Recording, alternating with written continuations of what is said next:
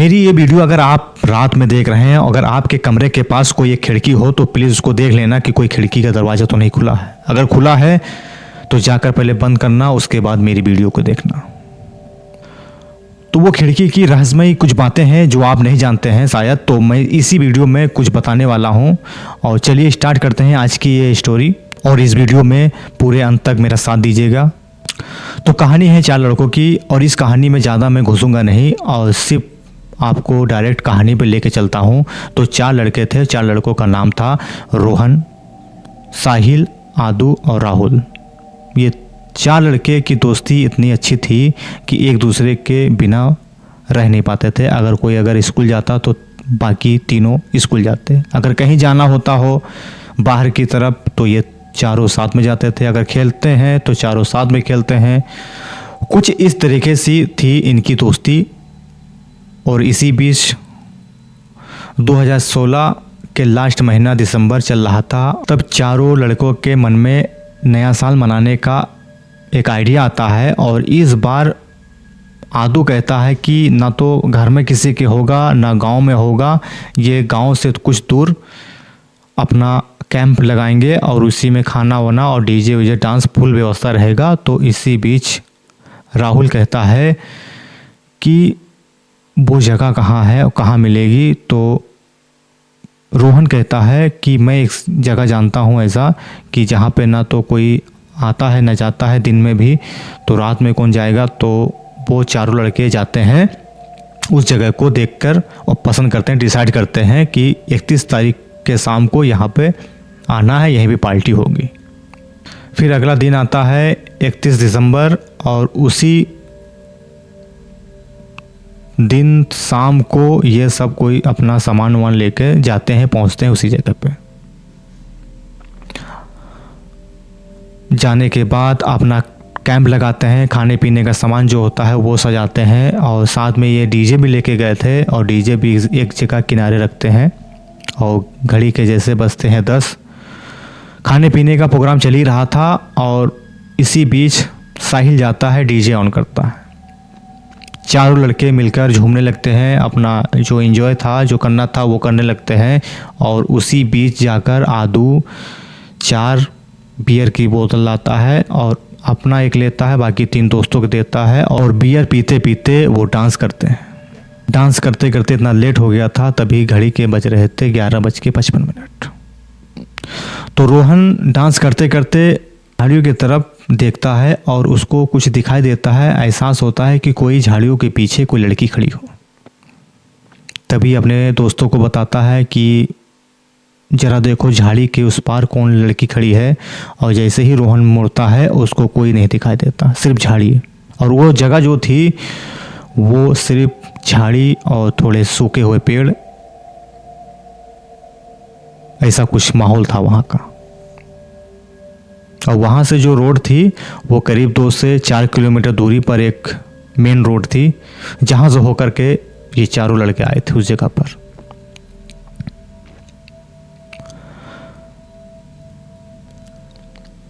फिर से डांस करते हैं और खाना पीना खाते हैं, और 3 साढ़े 3 बजे के बाद वो अपना जितना सामान था वहाँ पे उस सामान को बांधते हैं और सीधे अपने घर। लेकिन जो वो लड़की खड़ी थी और जिस जगह में इन्होंने अपना प्रोग्राम बनाया था और जिस जगह में इन्होंने खाना पीना खाया वो कोई नॉर्मल जगह नहीं थी, बताऊंगा इस वीडियो में। तो जैसे ही ये सब उस जगह से जाते हैं, उस रात तो कुछ इनके साथ में कुछ ऐसा कुछ नहीं हुआ जिससे ये सब भयभीत हो या डर जाए। तो जाते हैं और रोहन जाता है। तो रोहन के पीछे वो जो लड़की खड़ी थी वो कोई लड़की नहीं थी, किसी का रूह था। वो रोहन के साथ में जाती है। आपके मन में सवाल हो रहा होगा कि ये सिर्फ रोहन के साथ में क्यों जा रही है, बाकी 3 लड़कों के साथ में क्यों नहीं गई। इसकी भी वजह है, जो रोहन था उन 3 लड़कों से ज़्यादा स्मार्ट, खूबसूरत, गोरा चिट्टा रंग था, जो इसका फेस देख ले मोहित होने के लिए बेकाबू हो जाता था। रोहन जाते हैं, बाकी सब दोस्त गए अपने अपने घर। इन चारों दोस्त फिर मिलते हैं मार्केट में और किसी होटल में चाय पी रहे होते हैं। चाय पीते पीते फिर इन्होंने कहा कि पिछले साल इतना मज़ा नहीं आया जो इस साल बहुत ही हम लोग ने एंजॉय किया और मज़ा आया। लेकिन उसी रात रोहन अपने रूम में बैठ के किताब पढ़ रहा था और उसी रूम के सामने जस्ट एक खिड़की थी। खिड़की से एक छोटी सी मीठी सी हवा आती है, ठंडी सी, और उस हवा के साथ में एक आवाज़ आता है, रोहन। तो इसको लगा कि शायद कोई बाहर कोई खड़ा हो या तो मेरा कोई वहम हो। और उस टाइम बज रहे थे 10:35। खिड़की की तरफ जाता है और देखने की कोशिश करता है और ना तो कोई दिखाई देता है और ना कोई वहाँ पे होता है। फिर वापस आता है, खिड़की बंद करके वापस अपने रूम में किताब पढ़ने लगता है। फिर अगले दिन सेम उसी तरीके से वारदात हुई। फिर एक ठंडी सी मीठी सी छोटी सी एक हवा आती है और उस हवा के साथ में उसका नाम भी लिया जाता है, रोहन। फिर सोचा कि यार कल भी ये आवाज़ आ रही थी और आज भी सेम ऐसी आवाज़ आ रही है, हो सकता है कोई मजाक कर रहा हो। फिर जाके तुरंत फ़ौरन देखता है कि फिर से कोई नहीं दिखाई देता दूर दूर तक।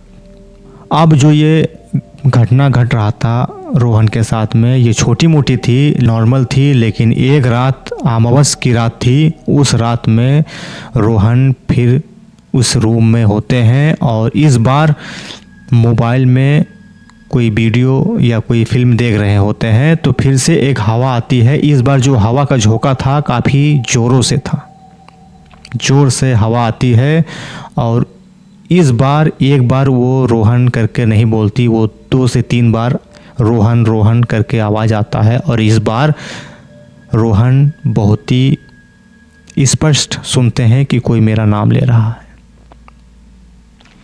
तो रोहन भाग कर फिर जाते हैं और इस बार उनको दिखाई तो नहीं देता, लेकिन किसी की चलने की आवाज़ उनको सुनाई देती है। तो उसी रात रोहन उसी रूम में लेटा हुआ था। तो रात के बज रहे थे 12:37। तभी एक कुर्सी उनकी अलमारी के बगल में लकड़ी की रखी हुई थी और वो कुर्सी उसी जगह से खींचते हुए उनके सर के पास ला कर रखता है। ये एहसास उनको, रोहन को अच्छी तरीके से हुआ कि किसी ने कुर्सी को खींचते हुए यहाँ तक रखा है। तभी उनकी जोर से आँख खुलती है और देखते हैं ना तो वहाँ पे कोई कुर्सी था ना तो कुछ, सब नॉर्मल थी। लेकिन उसको डर का एहसास होता रहा और ये वारदात दिन पर दिन बढ़ती रही। रोहन जब भी लेटते तभी सपने में वो जगह आती जहाँ पे इन्होंने नए साल पे पार्टी रखी थी। जब भी ये सपना देखते पूरी तरीके से भयभीत हो जाते, क्यों सपना में वो जगह भी आता और अब वो लड़की भी जो झाड़ी में थी वो भी दिखाई देती है। एक रात ये लेटे हुए थे और घड़ी के बज रहे थे 2:13। तभी इनको एक एहसास होता है कि बेड के नीचे से कोई लंबे नाखून हो और उस नाखून से कोई खुरच रहा हो। तो इनको एक बार लगा कि हो सकता है चूहा है, लेकिन जब ये देखने की कोशिश करते हैं तो इनको कोई दिखाई नहीं देता और फिर धीरे धीरे वो जो नाखून की खुरचने की जो आवाज़ थी बढ़ जाती है। और इस बार रोहन बिल्कुल पूरी तरीके से डर जाते हैं कि ये कोई नॉर्मल आवाज़ नहीं है और जब भी मैं लेटता हूँ कुछ ना कुछ मेरे साथ में इस टाइप का घटना होता है। फिर जोरों की हवा चलने लगती है और इनका जो सामान रखा हुआ था घर में ऑटोमेटिक सब धीरे धीरे उस हवा के झोंके से गिरने लगता है। क्यों हर बार की तरह इस बार भी खिड़की से वो हवा आया। इनको एहसास हुआ, इस बार भी इनका नाम लेते हैं रोहन, लेकिन जो इनके साथ में था वो एहसास दिला रहा था कि कोई मैं तुम्हारे साथ में हूँ। उस रात ये पूरी तरीके से डर जाते हैं और अगली सुबह होती है, अपने तीनों दोस्तों को ये बताते हैं रोहन, जब से मैंने वो नए साल की पार्टी की है तभी से मेरे साथ में ऐसी ऐसी घटना हो रही है। तो दोस्त उनके तीनों कहते हैं ऐसा कोई बात नहीं है, हो सकता है कि कोई तेरा वहम हो। तो इसी बीच आदू कहता है कि हो सकता है तू मोबाइल में भूतिया मूवी देख रहा हो, भूतिया कोई सीन देख रहा हो, जिसके कारण से रात में तेरे साथ में वो चीज़ तेरे माइंड में चलता रहता है। काफ़ी देर इनकी बात चलती है, रोहन की बात पर सहमत होते हैं। अब सवाल ये उठता है कि वो 3 जो लड़के थे रोहन को बचाएंगे कैसे, इसका समाधान क्या है, किससे पूछेंगे। अभी तो वो नए तड़ंग लड़के हैं, कोई उस तरीके से गंभीर बुद्धि भी नहीं हुई उनकी, कोई ऐसा अच्छा दिमाग भी नहीं हुआ। तो इसी बीच तभी राहुल कहते हैं कि इस समस्या का समाधान मैं जानता हूँ और ये समस्या का समाधान हो सकता है। तो बाकी 3 पूछे और रोहन भी पूछा कि कैसे। तभी वो कहता है कि जब मैं मामा के यहाँ जाता हूँ तो मामा के जाने से पहले एक तांत्रिक बाबा है, उनका घर उसी रास्ते पे पड़ता है। जब भी मैं जाता हूँ तभी कोई ना कोई वहाँ पे झड़वाने फुकवाने और इस तरह से घटना लेके वो आते हैं। तभी ये चारों डिसाइड करते हैं, अगली सुबह संडे को ये निकलते हैं अपने मामा के यहाँ राहुल के। तो राहुल के मामा को साथ में लेते हैं और राहुल के मामा को पूरी बात रोहन बताता है कि ऐसी ऐसी घटना हो चुकी है, और बाबा के यहाँ पहुँचते हैं। बाबा को देखकर बाबा नॉर्मल हमारे आपके जैसे था और कोई दिखावा नहीं था बाबा के ऊपर, जो तांत्रिक बाबा थे। और ये रोहन, आदू और साहिल देखता है और यही कहते हैं कि यार ये ढोंगी बाबा है, कुछ ऐसे से बता के ये कुछ पैसे ऐंठ लेंगे। ये बात सुनते ही राहुल के मामा कहते हैं कि ये कोई पैसा नहीं लेते, जो दोगे तो भी खुश, नहीं दोगे तो भी खुश। ये बात सुनते ही चारों लड़के जो थे वो सहमत होते हैं। रोहन जाता है, रोहन अपनी पूरी बात बताता है। तो तभी वो तांत्रिक बाबा कहते हैं चारों लड़कों को कि जिस जगह में आप लोगों ने पार्टी बनाई थी नए साल में, उसी जगह पे जाना होगा, क्योंकि उसकी जो आत्मा को रोक पाना सिर्फ उसी जगह पर मुमकिन है। यहाँ पे कोई विधि विधान, कोई पूजा उसको रोक नहीं सकती। तो रोहन कहता है कि बाबा जी इतनी रात में वहाँ कैसे, आप कैसे जाओगे। तभी वो बाबा कहते हैं घबराने की कोई बात नहीं, मैं तुम लोग के साथ में रहूँगा, कुछ भी नहीं होगा। चारों लड़के मानते हैं। फिर बाबा को साथ में लेके जाते हैं उसी जगह पे जिस जगह पे इन्होंने पार्टी की थी। बाबा देखते हैं और देखने के बाद तुरंत जान जाते हैं कि ये जो जगह है, जिन्होंने ये 4 लड़कों ने जहाँ पार्टी बनाई थी, वो जगह कोई नॉर्मल जगह नहीं थी। वो जो सुनसान था उसका भी कारण था, और वो जगह में आज तक ना कोई आता था ना कोई जाता था, इसका भी कारण था। तभी वो जो बाबा थे पूरा सामान मंगाते हैं और पूजा की तैयारी करते हैं, और जैसे ही पूजा के लिए जो धूप होता है वो जलाते हैं, तभी वो आत्मा सामने आती है।